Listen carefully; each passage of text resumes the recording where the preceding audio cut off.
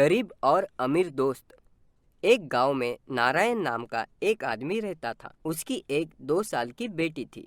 अपनी पत्नी के गुजर जाने की वजह से वह अपनी बेटी को साथ में लेकर रेलवे स्टेशन पर चाय बेचा करता था।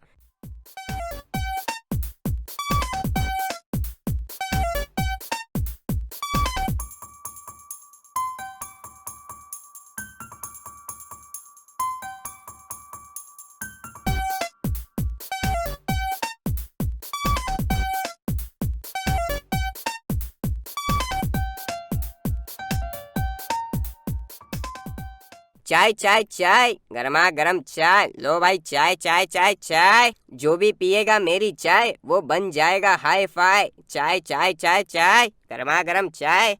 ऐसा कहकर बेचा करता था।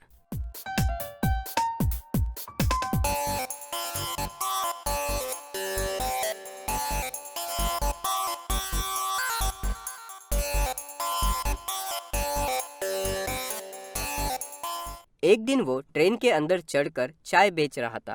तभी एक अमीर औरत के पास जाकर कहता है, भाभी, क्या आप मेरी ये चाय पियोगे?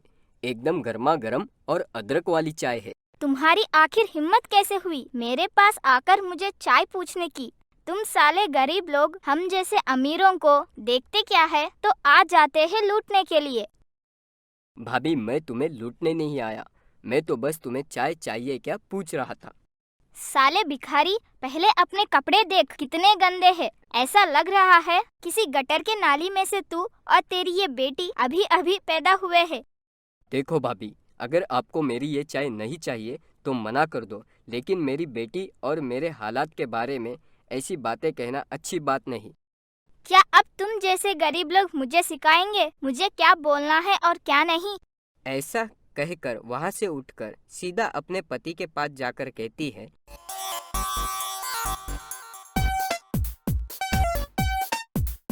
ओ जी, मैंने तुम्हें कहा था ना, ऐसे घटिया ट्रेन में मुझे नहीं बैठना है, लेकिन तुमने मेरी बात नहीं मानी और मुझे इस ट्रेन में बैठा दिया। तुम्हारी वजह से एक गरीब चाय वाला मुझे स्कूल का पाठ पढ़ा रहा था। मैं अब इस ट्रेन में नहीं बैठ सकती। अगले स्टेशन पर मैं उतर रही हूँ। अरे मेरी माँ, आखिर क्या बात हो गई जो इतने गुस्से में लग रही हो? तभी भाभी अपने पति से वो सारी बातें बताती है जो चाय वाले के साथ हुई थी।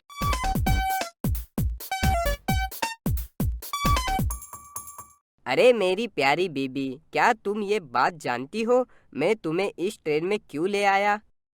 तुमने मुझे आखिर ये बात कब बताई जो मैं जान जाऊंगी?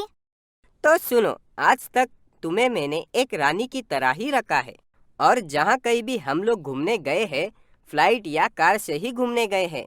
और इन सब चीज़ों की आदतों की वजह से तुम में अमीरों वाली घमंड भर गई है।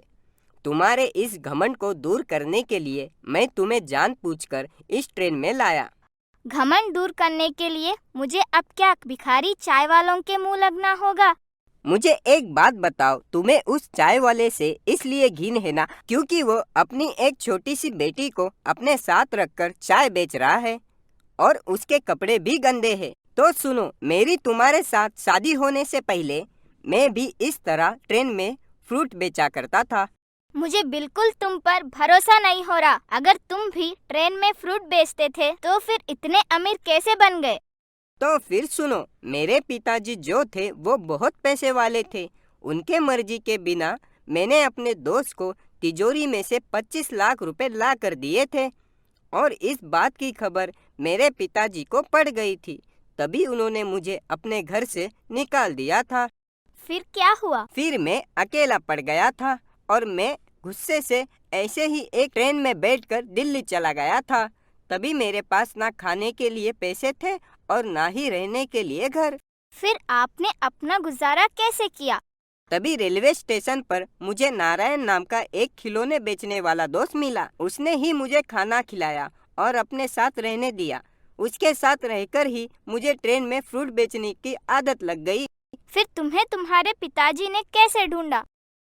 एक दिन मैं ट्रेन में फ्रूट बेच रहा था। उसी ट्रेन में बैठकर पिताजी दिल्ली आ रहे थे। फिर उन्होंने मुझे देख लिया और अपने साथ गांव ले जाकर तुम्हारे साथ मेरी शादी करवा दी। अपने पति की स्टोरी सुनकर भाभी एकदम उदास हो गई।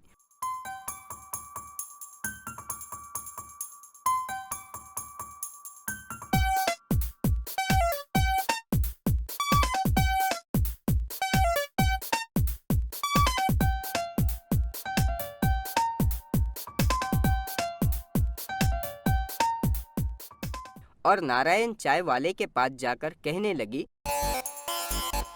मुझे माफ कर दो चाय वाले भाई, मुझे तुमसे ऐसा बर्ताव नहीं करना चाहिए था। कोई बात नहीं भाभी जी, ये सब हमारे लिए आम बात है। भैया, क्या तुम किसी नारायण खिलौने बेचने वाले को जानते हो? वो मैं ही हूँ भाभी जी, आप किस लिए मुझे ढूंढ रही हो? क्या तुम किसी श्याम नाम के फ्रूट बेचने वाले को जानते हो? हाँ भाभी, वो तो मेरा बहुत ही अच्छा दोस्त था, लेकिन कुछ साल पहले वो मुझे छोड़कर चला गया। तुम उदास मत हो, मेरे साथ मेरे पति के पास चलो।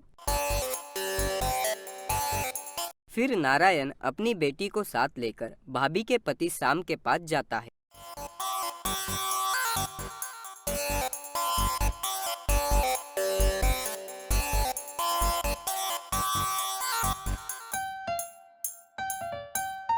श्याम नारायण को देखते ही खुशी के मारे गले लगाता है।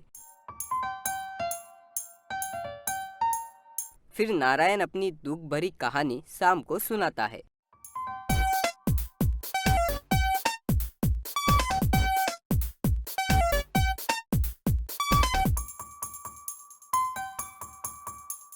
श्याम नारायण और उसकी बेटी को अपने साथ ले जाकर उसे एक घर देता है और अपने साथ काम पर रख लेता है।